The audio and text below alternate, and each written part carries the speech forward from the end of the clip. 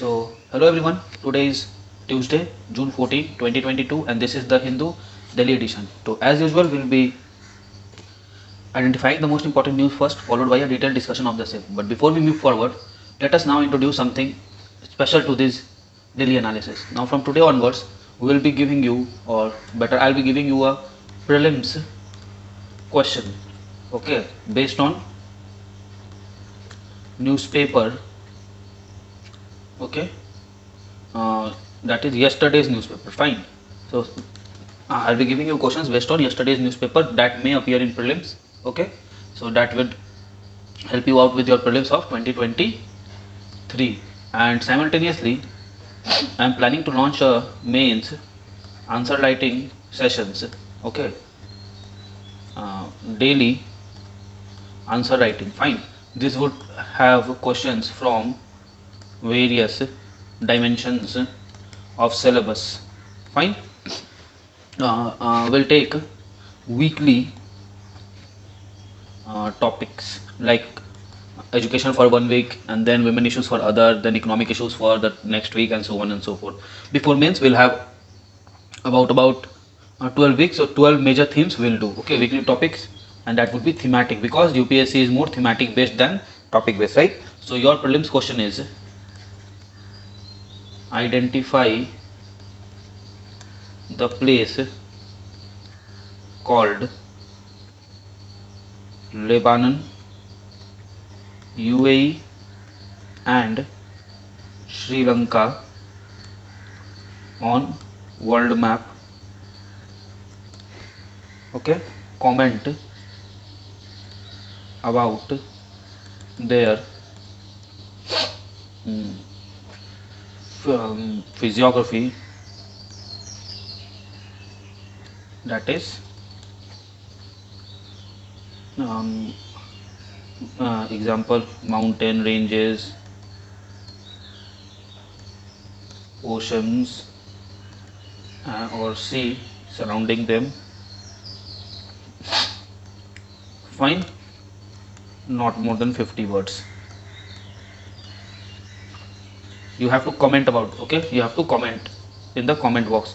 So before beginning the session, you go down and comment these things, okay, and then move forward to the session. Now we move forward to the session for identification of the most important news, right?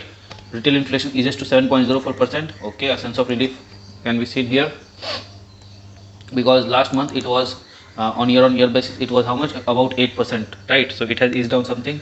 This is not required, that news is not required. Okay, fine. So nothing here on first page, nothing on second page. Let's see, third page also not very important. On fourth page, okay, nothing important seems to be here. Okay, on fifth page also.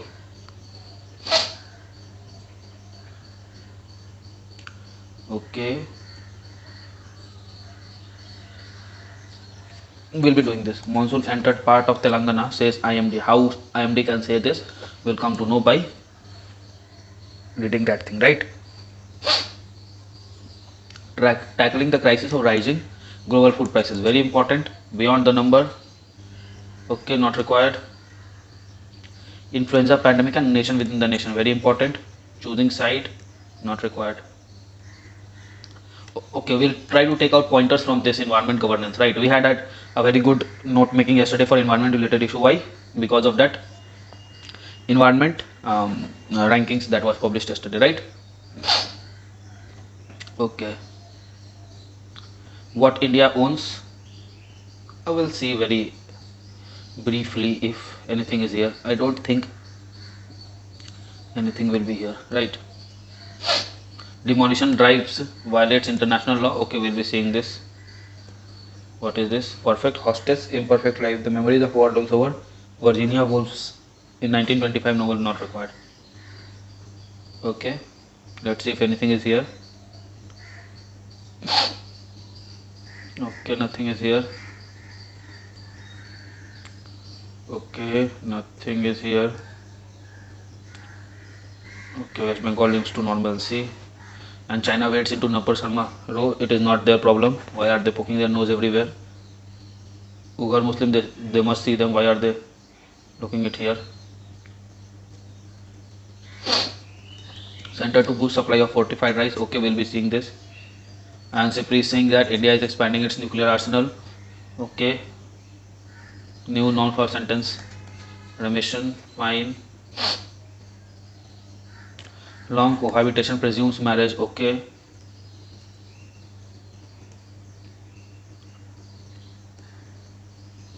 Fine. There is nothing here on this page. On business page, let's see. Rupee weakens. Past stock slide eyeing Fed rate increase. Junks imagine April against CCI suspending FRL deal.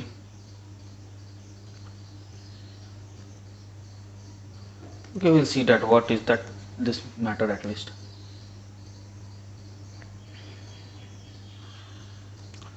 Likely to drop it 11% to 9. Okay, well, this is a good data that we can use. Russia is now the second biggest oil vendor to India.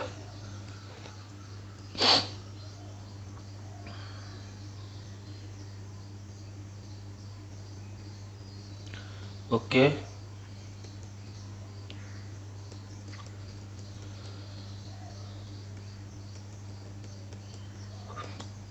On a sports page, we don't have very important news with respect to our examination. Okay, so with this we have identified the most important news. Now let's go on and analyze the same.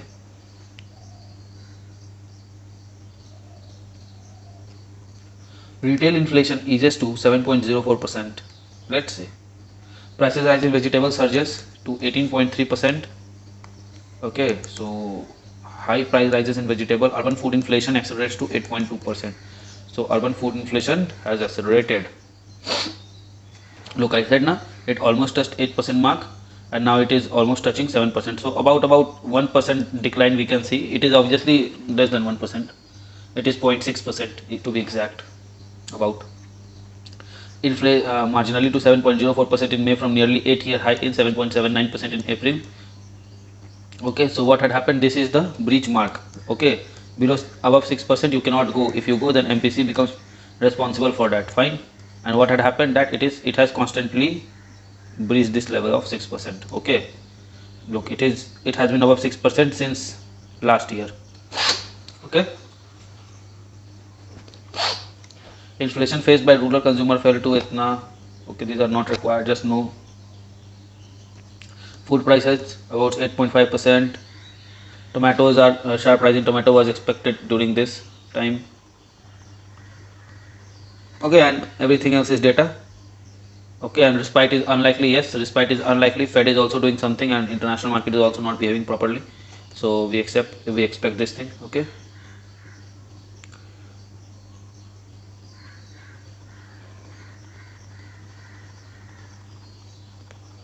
Fine. So let's move on to the next pages. There was one news on somewhere in these pages. Yes, monsoon enters part of Telangana. Shays MP. Says IMD. Heavy rain forecasted in several districts. IMD has informed that southwest monsoon has entered parts of Telangana and Rayalaseema and is likely to progress further in next couple of days on Monday. Heavy rain forecast has been sounded in several districts across Telangana with thunderstorms and lightning. In some places, rain has been recorded following Monday area. Okay. There has been rain, there has been thunderstorm, and there has been lightning. Although maximum temperatures have eased a bit. Okay, fine.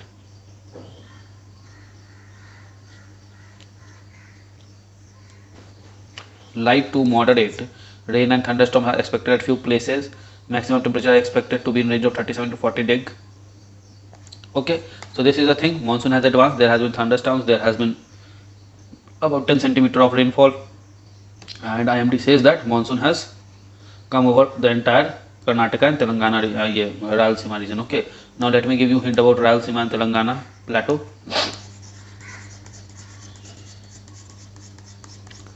I'll make a map here. Look, map is very integral to UPSC as your polity and history is. Mapping is very integral to UPSC examination, right? Especially civil services examination, because you have to understand the geography to understand history and polity of the country. Okay, so try to make good maps. It looks good. So this is India. Okay, I'll just make the physiographical map of India, not political map of India. Okay, this is the subcontinent. Fine. Now where is this Telangana region? You already know, and so it is talking about, this is your Telangana region and this is your Rayalaseema region. Okay, so this region they are talking about, Telangana Rayalaseema region. Okay, this is Telangana plus Rayalaseema region. You understand now what they are talking about? So how would monsoon progress there? Now see, this is your Western Ghats all over here. Okay, and this is your Eastern Ghats over here, like this. So how would monsoon come there? Let me make Sri Lanka also, so that it gives a clearer picture to you to understand this monsoon thing. Now what happens is that monsoon comes from this section, like this. Monsoon will come, okay, and some will go like this, and some will come like this. Some will go on here, some will come like this here.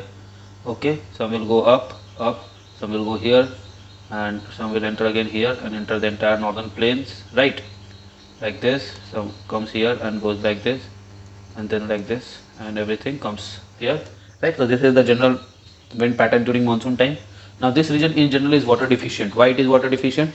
Because it lies in rain shadow of both eastern and western Ghats. You see, this region, the region I am talking about is this one. Okay, this is rain shadow of both eastern and western Ghats, right. Therefore water deficient. You understand this? And now understand, there are some gaps in western Ghats also. Example, Pal Ghat, Thal Ghat, Bhor Ghat, etc. There are some gaps here also, okay, in eastern Ghats also, and from this the monsoon enters and sheds very small rainfall here because of the rain shadow effect. You understand now? So this is your Telangana Rayalaseema region climatology. Fine. Now let's move forward. If such monsoon would have entered in plains of UP and Bihar, okay, UP Bihar plains, then you would have seen that the rainfall percentage would not have been just 7 or 10, about 10 centimeter. It would have been more than that. Why? Because of the Himalayas. Okay, this is your Himalayas, and this is your, look, there are two things. If wind is coming like this and wind is going like this, okay, so this would be rain deficient wind, okay, and this would be rain sufficient wind, and this is called windward side. This is called leeward side, okay, and leeward side is rain deficient, and this creates a, here in this side rain shadow effect is created, okay, and this side you have windward side, so we have rainfall here. Now this is Himalayas, okay, and wind is coming like this, so this is this side, the southern slope is what? It is windward side. Fine, so rain will be there. You understand now? The entire geography involved. Geography is very easy if you understand things. Okay, tackling the crisis of rising global food prices. Let's do an editorial today here only. Analysis shows that factor outside agriculture to be responsible with lessons for the world and in food system management. Okay, let's see. Global food prices are characterized by year-on-year volatility and periodic sharp spikes. While year-to-year volatility is easily managed by most countries through changes in their trade and domestic policy, it is steep and severe periodic price shocks, okay, that can lead to some sort of crisis at global and national level. The crisis can emerge in form of food shortage, trade disruptions, a rise and spread in hunger and poverty levels, a depletion of foreign exchange and reserves for net food importing countries, a strain on nations' fiscal resources due to increase in spending on food safety nets, a threat to peace, and even social unrest in some places. Okay, so this is very important points. What could happen if there is crisis, if there is fall out in the food and nutritional security? Because of these widespread ramifications of food price shock, it becomes imperative to understand the real cause of such shocks and devices effective mechanism to deal with them. Okay, so due to these reasons, it is very important that we understand the underlying cause which creates such a havoc kind of situation. Okay, crisis and history. So the author tries to deal with the historical Facts regarding this historical perspective. Historical data on food prices compiled by international agencies such as FAO of United Nations, the World Bank, IMF shows that since the onset and adoption of green revolution technology in early 1960, the world has been struck thrice by food price crisis. Okay, so it has been world thrice. Fine. The first shock was experienced during 1973-76 when food price index based on prices of US dollar doubled in nominal terms and increased by 1/3 in real terms compared to pre-shock average of 4 years. Fine. This shock moved up the nominal prices of commodities including food into new trajectory. Fine. So the first shock doubled in nominal terms in US dollar, means if you are getting something for $1, you will be getting now for $2 in nominal terms, and in real term it became at least 1/3, means now what you are getting for $1 becomes $1.33, and you know that real equals to nominal minus inflation, so it becomes 2 double and real becomes 1/3, means 0.33, so inflation can be seen as 0.66% rise in inflation, right? This shock moved up the nominal price of commodities into a new trajectory, obviously. However, for next 2 decades, food prices in real term followed a declining trend and were in lowest around 2002.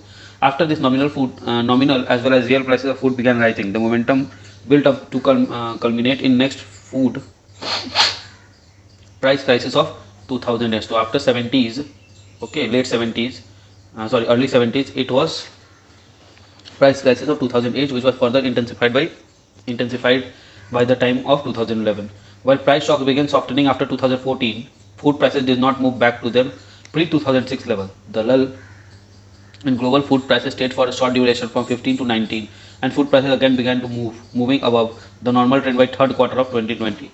This time the increase in food prices index happened very quickly and it turned out to be very big. It has taken food price index to its historically high level, obviously. The increase in global food prices, which manifests itself in 3 food price crisis since 1960, offers a persistent lesson for global food system and the international community. All these food prices crises during these times, okay, having one thing in common: they were triggered by factor outside agriculture. Obviously, they were not caused by any serious shortfall in agriculture production.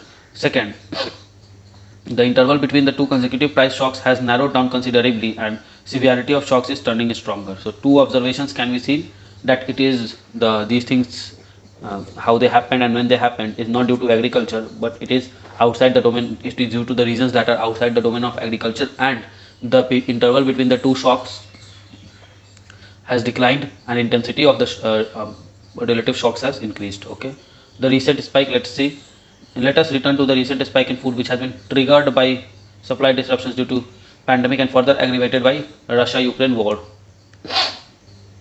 Some other important factor that has also contributed to rise in food prices and built up of price shocks can be discerned from the trade patterns and composition of usage of food commodities. The current food price spike first began in vegetable oil and then expanded to cereals. The trade patterns of these commodities shows that around 38% of vegetable oil produced and consumed is globally traded. Okay, so current food prices spike first began in oils and then expanded to cereals. Okay, and the data shows that 38% of vegetable oil is globally traded. This in the case of wheat, dependence on trade to meet global demand forms 25%, means 38% of vegetable oil is traded, 25% of wheat produced is traded, while only 1/10 of rice output or consumption is traded, and 1/10 means 10% of rice is traded. Trade dependence for maize is 16%. It is evident that effect of global trade disruptions will be higher for commodities that are traded more, obviously. So what is traded more? This is your vegetable oils are traded more. Another factor underlying the rising trend and spikes in food prices is diversion of food for biofuels. Okay, so this is the second factor. One is international Russia-Ukraine crisis, diversion for biofuels. Let me write it here.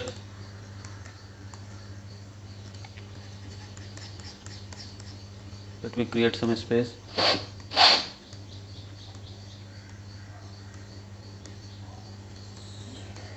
Okay. So what are the reasons? COVID-19, Russia-Ukraine war. These leads to what? Decline in supply chain. Okay. The third one is diversion of food for biofuels. So we have got 3 such things. Now the production of vegetable oil used for biodiesel increased from 1% in 2003 to 11% in 2011 and 15% in 2021. So this is the reason why there is also some kind of shortage. This is further related to energy prices. When crude prices increase beyond a certain level, it becomes economical to use oil seeds and grain for biodiesel and ethanol respectively. The second reason for use of food crops for biofuel is mandates to increase the share of renewable energy. Okay, so why we are doing this? Two things. First, if the cost of petrol and diesel goes up, then we have options here to use oil seeds, and second is because we have promised and we have a mandate for increasing the share of renewable energy, so we are doing it for that thing. Fine, till here you understand. Now the food prices are also expected to go up in the current and next harvest season because of an increase in prices of fertilizer and other agrochemicals. The international price fertilizer has increased by 150% between April 2021 and April 2022. The international price of bag of urea has increased from less than 1000 to more than 3000 in last 15 months, so more than tripled. Fine. So what is the third thing? Food prices are also expected to go up current and next harvest season because of increase in price of fertilizer and other agrochemicals. So what is this? Increase in input cost. And why it is? Because of the above three factors, right? So the third factor is increase in input cost. Implications for India: export and import in agriculture sector constitute 13% of gross value added in agriculture during 2021. Therefore, some transmission of an increased global prices on domestic prices is inevitable. This transmission of global prices to domestic market can be moderated through trade policy and other instruments. This is precisely what India has been doing to balance the interest of producers and consumers in protecting the economy against excessive volatility in international prices. Right? When international prices go too low, India has checks on cheap import to protect the interest of producers, and when it goes too high, the country liberates the import and imposes checks on exports, so to ensure adequate availability of and reasonable food prices for domestic consumers. The policy of having a buffer stock of food staples has also been helpful in maintaining price stability in wake of global.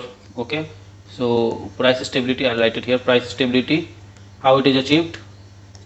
By government policy with respect to international prices. Okay.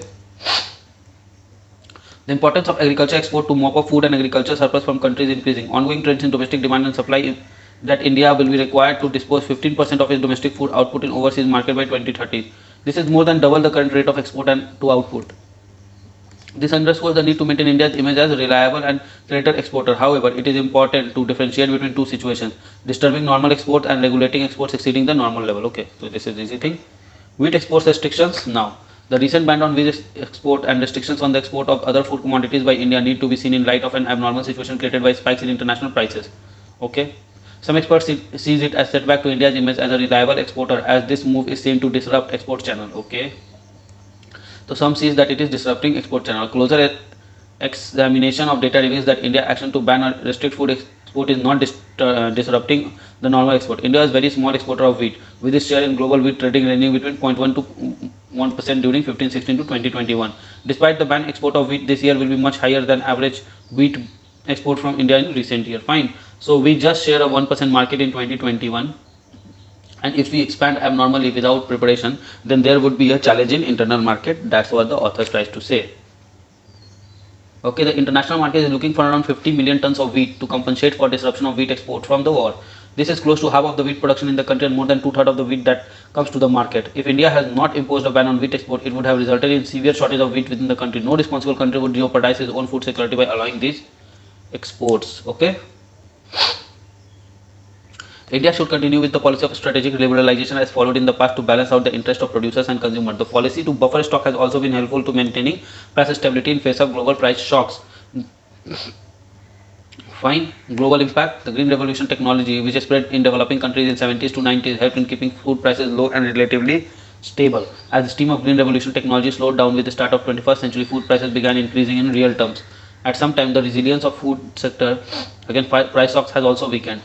The world requires a new breakthrough such as green revolution technology for large scale adoption in order to enable checks on food prices rising at faster rate. This in turn requires increased spending on agriculture research and development.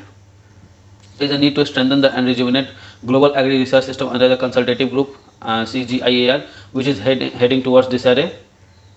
Biofuels protocol have contributed to global food crisis for the second time in the last 15 years. Diversion of land under the food crops and food output for biofuels should be carefully calibrated with implications for food availability in most cases, requires serious rethink. Okay, the last three food prices crises were primarily caused due to an increase in energy prices and disruptions in the movement of food across border. Factors related to climate change are going to be an additional source of supply shock for year ahead. Therefore, the global community must plan to have a global buffer stock of food in order to ensure reasonable stability in food prices and supply. The situation required coordinated timely action by the global community. Okay, so this is the thing, a very good article to see the why the crisis of rising global food prices and there and how it can be tackled. Okay, now let's move to the second article, the influenza pandemic and nation within a nation, and let's see about the author.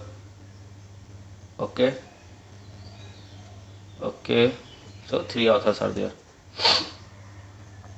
Few questions in business and public policy are as complex as the question of how to save life. Life matter not only of those who are fortunate to live in more developed region, but also to those who live in less developed region. Many governments around the world struggle to address the problem of inequality in access to life-saving products such as vaccine. Struggle becomes even more complex when there is a sudden increase in demand for such life-saving products. For example, during pandemic, when there is a sudden increase in demand for life-saving product, how do firms respond across the more versus less developed region within a nation? Okay, so a nation within a region, nation means it is talking about a spatial. Now let me give you an example for the same. Okay, it is talking about spatial imbalances. Okay, so if we see in India, fine, we can easily see this in India, right? Let me give you an example here first. Okay, this will be better. If we make a map of India and see how the regions are different. Let's make a map of India, and we'll be making a political map this time. Okay, so this is Gujarat, this is Rajasthan, this is Jaisalmer, Nepal, Bhutan,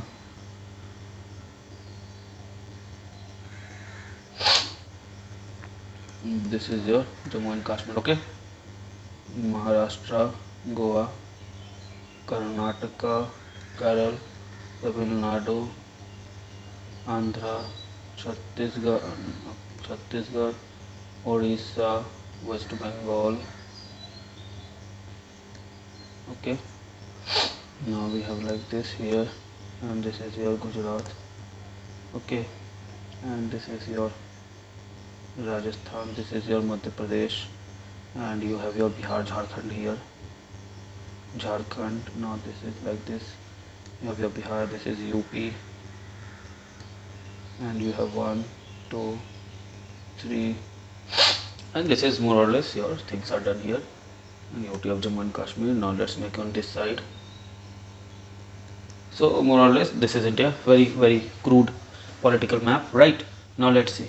You know that we have countries like Maharashtra, Gujarat, not countries, states like, right, Tamil Nadu and Kerala. These are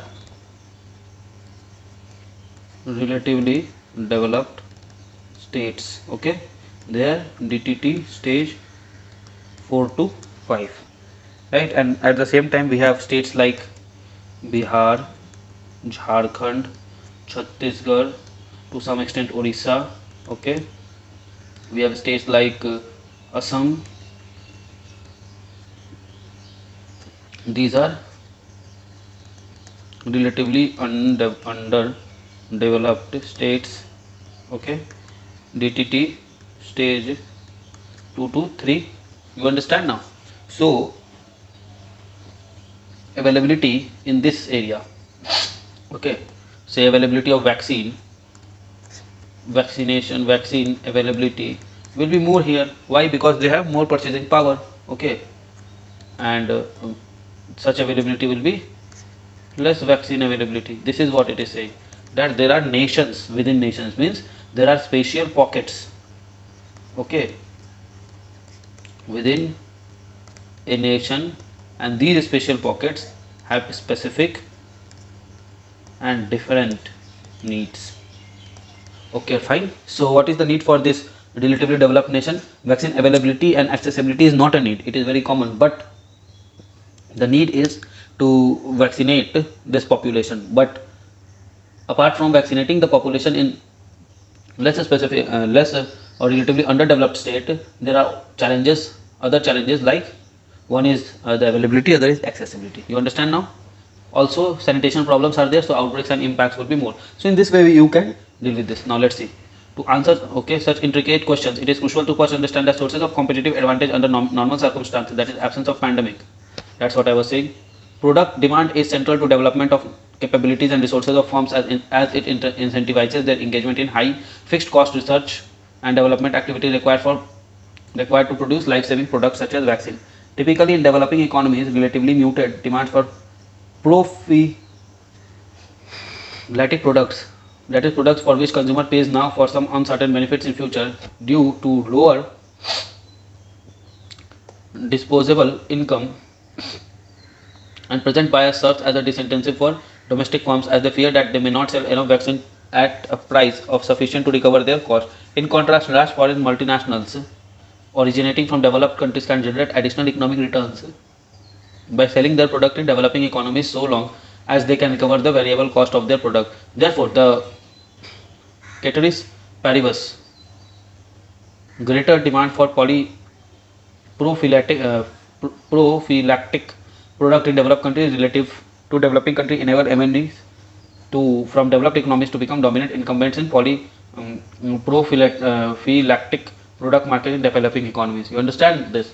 Like what happens that there's a company, say in India, that does research work, invest money in that, and then it tries to sell its product, but because of low spending power and basically due to low spending power, people won't buy that much or won't subscribe to that product that much as it was expected for recovery of the cost.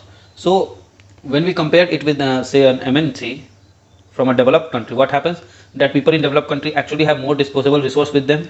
Okay, so this would lead to what? This would lead to basically spending more for those products that the MNC has produced after R&D.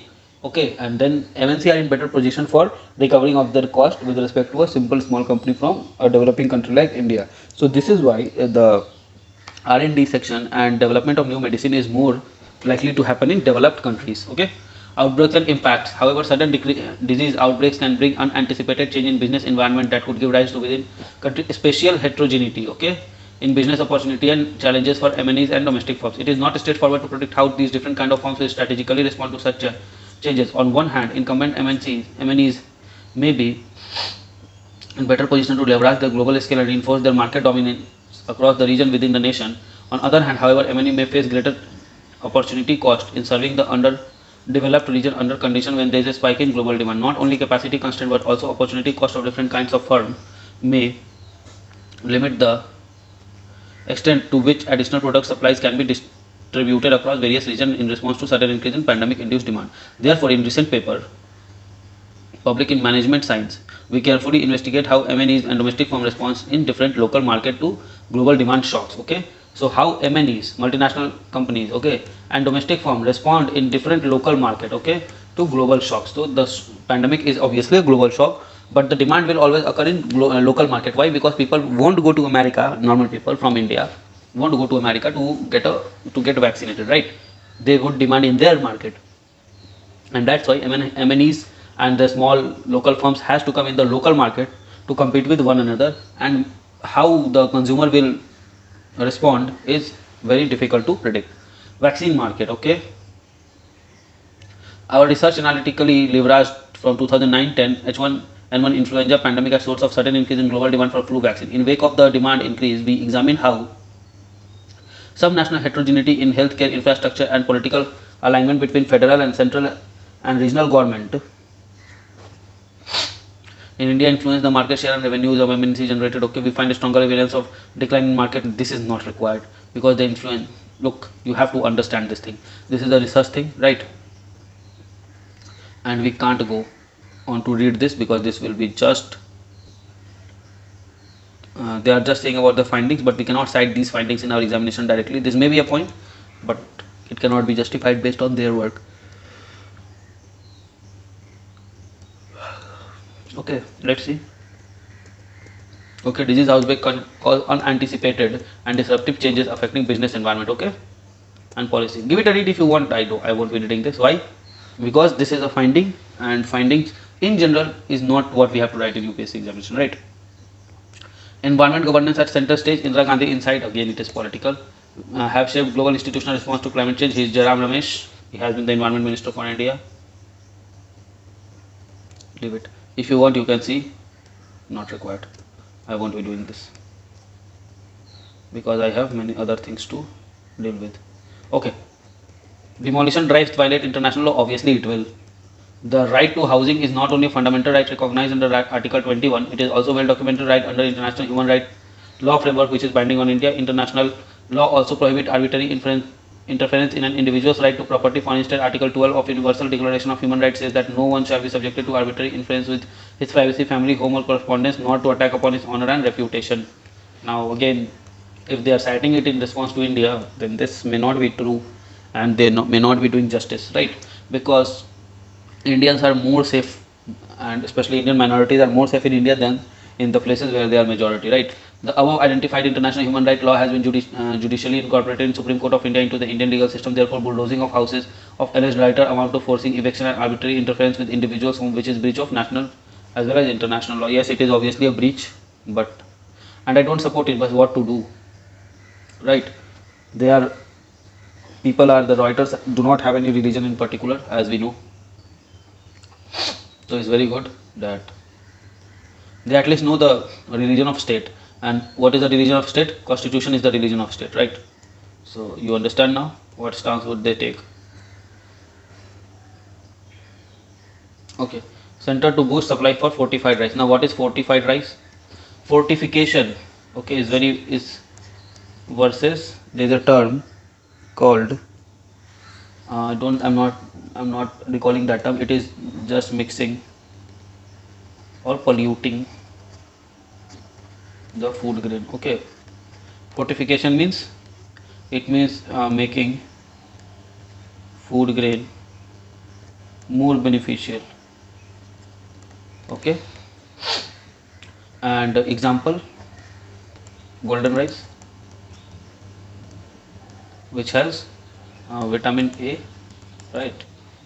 Food secretary says nutritional benefits of consuming the grain far outside the risk. Okay,